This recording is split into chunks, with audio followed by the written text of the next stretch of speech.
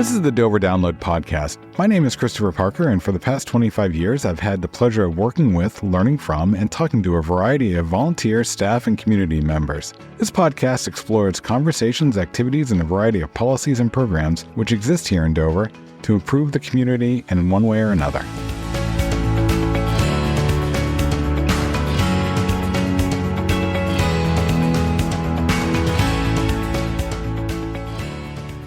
Every fall, we work to promote opportunities to vote here in Dover. We want to invite Jerica van Sylvang-Vizier, our city clerk, to walk the listener through what it's like to vote here in Dover, what the process is, and we'll remind you all where the voting and election sites are. Jerica, welcome. Hi, Chris. Thank you. Nothing has changed, but it's a good opportunity to remind people that, yes, polling places are open on November 5th. Yeah. From 7 a.m. to 7 p.m. We have 6 polling places in the city of Dover. We have Ward 1, which is at the Francis G. Hopkins Elementary School, formerly Horn Street Elementary School. We have Ward 2, which is at our City of Dover Ice Arena, which is on Portland Ave. Ward 3 is at the Woodman Park Elementary School on Toll Ave. Ward 4 votes at Garrison Elementary School. And our Ward 5 is at the Dover Middle School, and Ward 6 is our Hellenic Center, which is located on Long Hill Road. For those of you keeping a track, all but the Ward 6 are at a school or public facility. So those polling places, I assume part of why they are where they're at is that there's proper parking, there's the ability for accessibility as needed. Are there other features that help make those sites good sites? Yes. So one thing that's really important and that the state is really gets on most cities and towns in the state about is parking and traffic. They're very specific about that. They don't want a voter waiting longer than 15 minutes, which is really, really important once they get there. And so when you have places that don't have good parking or places where, if they're in downtown Dover and they have to park on Central Ave, you're not intentionally taking away a vote, but you're making it difficult for people to vote. It's all about, it should be easy and accessible for everyone to vote. So parking is a huge one. Also with Dover, we're a larger city. So with the schools and, with all of our facilities, we can fit more people in there, which is always really good. You have to have a specific, depending on how many voters are in your ward, you have to have a specific amount of voting booths and tables. So we always have to make sure we can accommodate that in all of our locations, which all 6 now, we do have a really good space for that. And is the process pretty similar to how it was in the primary a few months ago, where I'll show my ID to verify I am who I say I am. I'll get a ballot. In this case, I won't get a specific Republican or Democratic ballot. I'll get a ballot and then go have my privacy to make my choice and then slip it in the voting machine and I'm on my merry way? Yep, that's exactly right. All of the wards have a greeter who will stand there and they will say, as soon as you walk in, they're going to say, are you registered to vote? Are you not registered to vote? Because here in New Hampshire, we have same-day voter registration. So if you're not registered to vote, you can go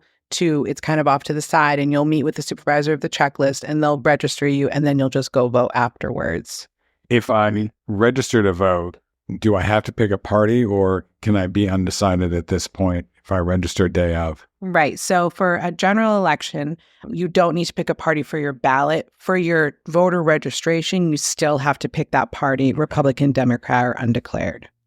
Oh, it's undeclared. For some reason, I thought it was undecided, but it's undeclared. Undeclared, yeah. Okay. I'm sure this is like one of the huge questions you get is the polls closed at 7. Why don't we know who won at 7:01? That would be awesome. That would make our night so much easier. So there are different reasons why. A lot of them are because if we have to count all of our write-ins, which is very important. So our machine doesn't count the names on the write-ins. It counts how many write-ins there are. But each poll worker or whoever is assigned to it for a poll worker has to actually count that.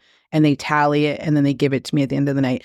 There are special ballots for people who are overseas or military, and those are not read by our machine. So those are hand counted as well. So there's a lot of hand count at the end of the night. I know when you go to vote, you put your ballot in the machine, which is fine. But there's also a lot of checks and balances. And one of those checks and balances is that at the end of the night, they have to physically count all of those ballots that went through that machine to make sure everything is calibrated correctly, to make sure it's all matching up to what this very, very long, like 3-foot tape is that they print.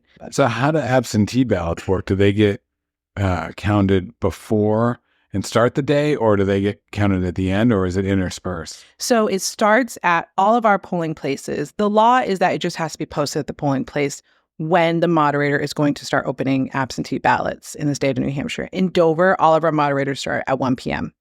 So they start at 1 p.m. If you're ever there at that time, you'll see one of my moderators walking around and they'll just yell out, "I'm starting to open absentee ballots now." And they'll have this giant box of them and they'll go through every single one. They'll read the name and then they'll feed the ballot right through the machine. Okay, so they go through the machine Yep. too. It's Yeah. not a separate. And then I guess they would be hand counted later. They are, yes, because we have to keep track of it. The moderators have worksheets they have to hand in to me at the end of the night that we have to actually give to the state. And then the state reconciles all of that and make sure that what they did is correct. So you're overseeing the city portion of this.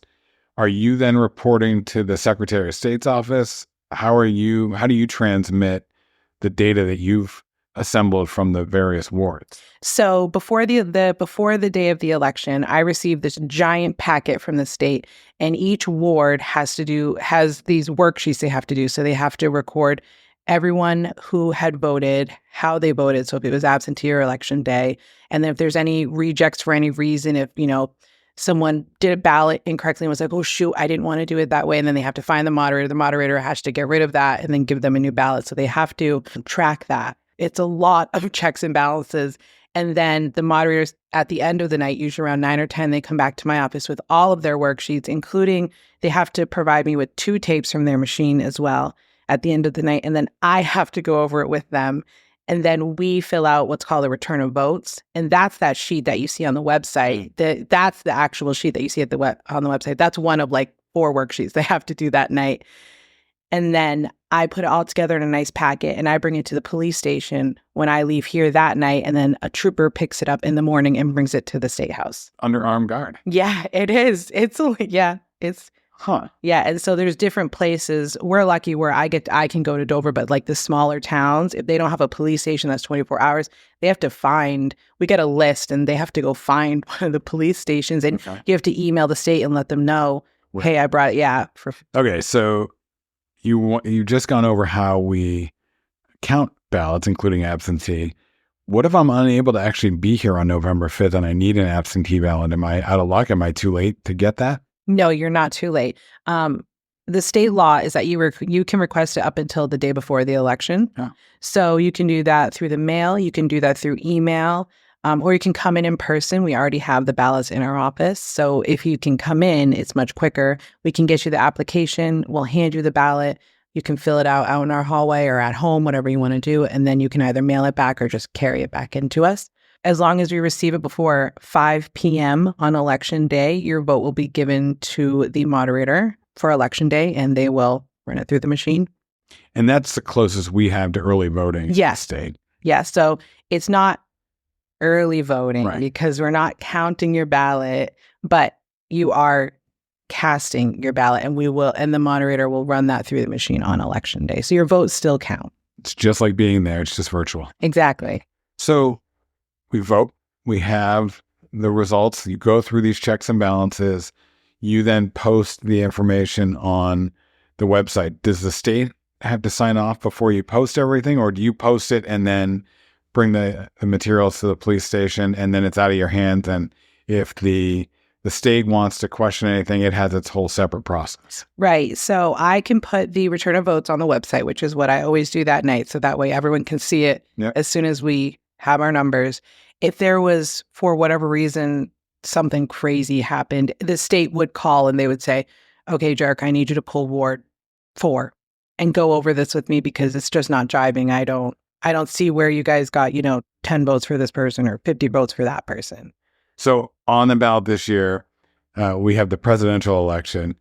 We have the governor. We have state reps. We have congressional. Mm-hmm. Any other races? I'm not trying to diminish some of the down ballots, but there's no referendum. There's no charter amendments or any of those sorts of things that sometimes we see. There is one question in regards to the age of sheriff and judges, and it's asking if you agree whether or not if the age should cap at 75. That's the only thing on there other than the regular races we see during a state general election. Okay. The turnout. How was the turnout for the primary? It was okay. It was about, I think, 25 or 26%. For a non-council, non-presidential, it's probably even with where we normally see for that September primary. Yes. Yeah. I think in September of 22, I think I looked it up. We were up by like 1% or 2% for this one, which is not bad. Yeah. It's good. Any thoughts on what you're anticipating for the general election for turnout? Yeah, I think it's going to be really high. I think for the 2020 election, I think it was 87%. I just looked at that the other day. And I will not be shocked if we get in the 90 to 93%, which is really good. I'm really excited, but that's a lot of people. Yeah. That's a lot of people.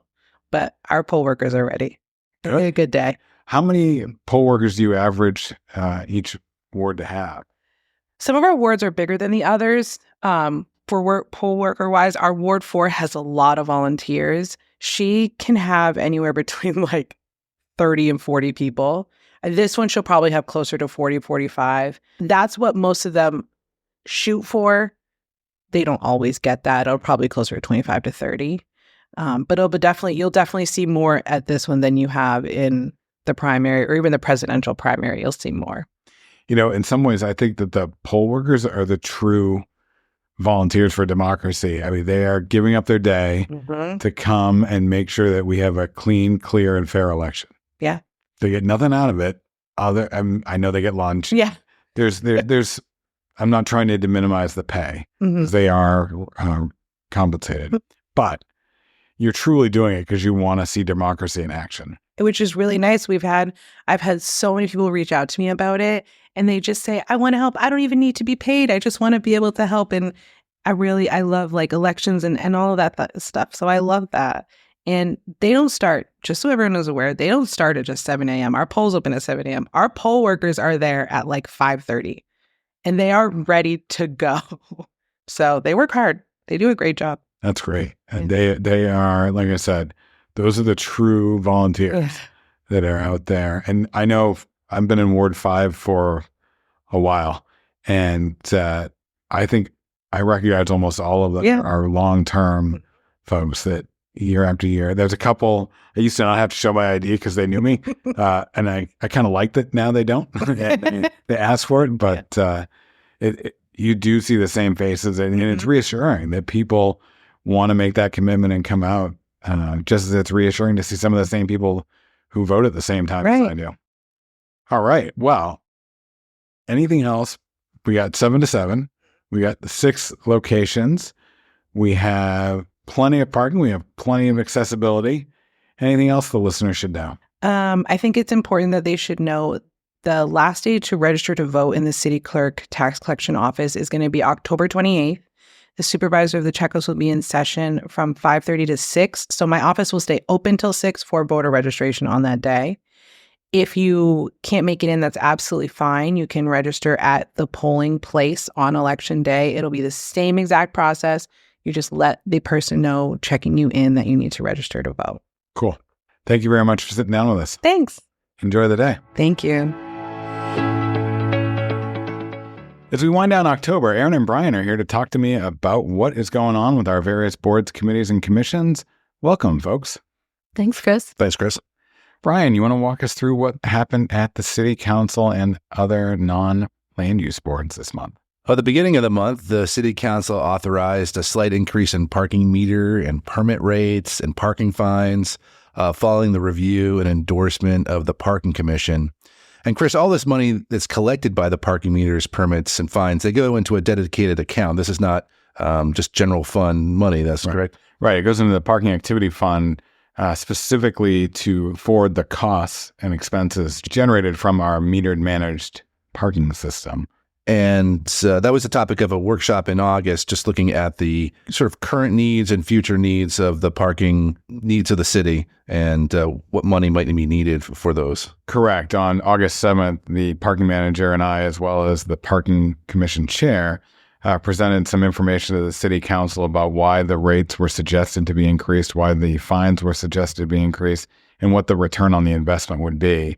Looking back to 2008-9, when we first started talking about managing the parking system this way, and the investments that have been made so far and the policy changes that have been implemented since then to create effective turnover and support the economic vibrancy of the community. Mid-October, the City Council and the Planning Board had a joint workshop getting their first look at the fiscal years 2026-2031 Capital Improvements Program. The 6-year program outlines significant capital expenditures over $25,000 with a useful life of 3 years or more, including the funding source for each project, such as capital reserve funds or bonding or grant funding or the annual operating budget. The CIP also links the projects to the priorities outlined in the master plan. Well, I don't want to steal Erin's thunder, but the Planning Board endorsed that CIP at the October 22nd meeting. And at its second meeting of the month, the City Council referred the CIP to public hearings on November 13th with a vote scheduled to occur on December 11th. The Dover High School and Regional Career Technical Center joint building construction project is officially no more. The City Council dissolved it at its October 23rd meeting. City Council created this in March of 2014 to steward the district through a feasibility study, design phase, and construction phase for the high school and the Career Technical Center. It first met on April 29th, 2014, with its last meeting 10 years, 5 months, and 4 days later on October 3rd, 2024. While the school opened to students in August of 2018, work continued on numerous projects related to the overall construction project, including the demolition of the old high school and renovations of driveways and parking lots and whatnot. Robert Carrier, the current mayor, was the deputy mayor when the JBC was formed, and he served as a chair throughout the committee's tenure. Total project cost, $87,651,377.28. Project was under budget by $9,941.35, according to the October 3rd JBC report. All the reports, all the meeting archive is listed on the city's website. Another one that might be up the planning's alley a little bit is the public art installation on the traffic control boxes. It's a collaboration between the Dover Arts Commission and the Dover High School National Arts Society. That was approved recently by the Dover City Council. I think the first installation is a traffic control box at the Central Ave and Silver Street intersection. Do I have that right, Erin? And the Arts Commission actually approved that funding this month. So we were excited that it went to council and got approved. And I don't want to steal Planning's thunder anymore, but it looks like they also authorized contracting with a consultant to help the draft the next chapter of the land use master plan. That's also correct. And you are stealing my thunder a little bit. Yes, that contract went to council and was approved. So we're expecting to start the land use chapter of the master plan in the next few months. And that's what happened at City Council last month. Erin, is there anything left to talk about from the land use boards? Well, I guess I'll start where Brian left off a little bit on the Arts Commission. As he mentioned, that project was approved for the painting of the traffic signal boxes on Locust and Silver. That's been a long time coming, and they're actually working with the Dover High School National Art Honor Society to paint that. So we're, again, very excited to see that project approved. Can I ask you a question about that? Is there a lot of boxes to the city this one's going to be a trial project, I imagine? Correct. There are a number of traffic signal boxes that are city-owned, so that's what the Arts Commission is focused on. So this will be the first, but hopefully not the last. And looking at some other land use boards for the month, the Community Housing Needs Committee met to review the regulatory audit of current land use policies. This audit I've mentioned before is one that SRPC has completed and will be providing recommendations for how the city can better support and incentivize new attainable housing. The committee and staff are providing feedback to SRPC, so we'll expect a final draft to publicly present hopefully soon. And the ZBA met in October. They reviewed and approved variance to allow a monument sign at the medical offices at 15 Durham Road. And they also held a rehearing for a previously approved variance. This was related to the parking lot location for a residential proposal on Locust Street. They reapproved that variance following the rehearing. And that item ended up going to the planning board subsequently. Correct, yes. And that was, let me get into planning board. That item, there was the CUP related to the fact that it was a 3 to 4 unit dwelling in the Heritage Residential District. So that's required for that type of project. That was approved, as well as the site plan related to the project. And this is a vacant lot on Locust Street that will be seeing a 4-unit residential building built in the future. And the planning board also approved a CUP and site plan for the organization Our Place, which we've mentioned in the past because they had received endorsement from the Conservation Commission. This organization is going to be building a 9-unit residential facility at 105 Durham Road, and they plan to provide residential options and services for adults with developmental disabilities at the site. So one of the things that Brian mentioned was the council awarded the bid for the master plan chapter. Can you go through a little about what that chapter will entail and how we can look to either support the steering committee that's been formed or beyond the steering committee if there's still people that might want to be interested in getting engaged? So we haven't formed the steering committee for the land use chapter. We're looking forward to doing that, and we're absolutely looking for members from other committees and boards, but also members of the public who might be interested in being involved. It's a really important chapter because it, as the title suggests, it's looking at how we're using land in the city, both developing and conserving, and how we're balancing the two. But I think if we're looking at it more broadly, it also impacts pretty much every aspect, arts and culture, economic development. So it's a really critical chapter of the master plan. When was the last time it was updated? 2015. 15. So lots changed. And I happened to be flipping through it yesterday, and one of the things that really stuck out to me, the rental vacancy rate when this was last being completed was around 7% in Dover. It's now a little over 1%. So that's increased.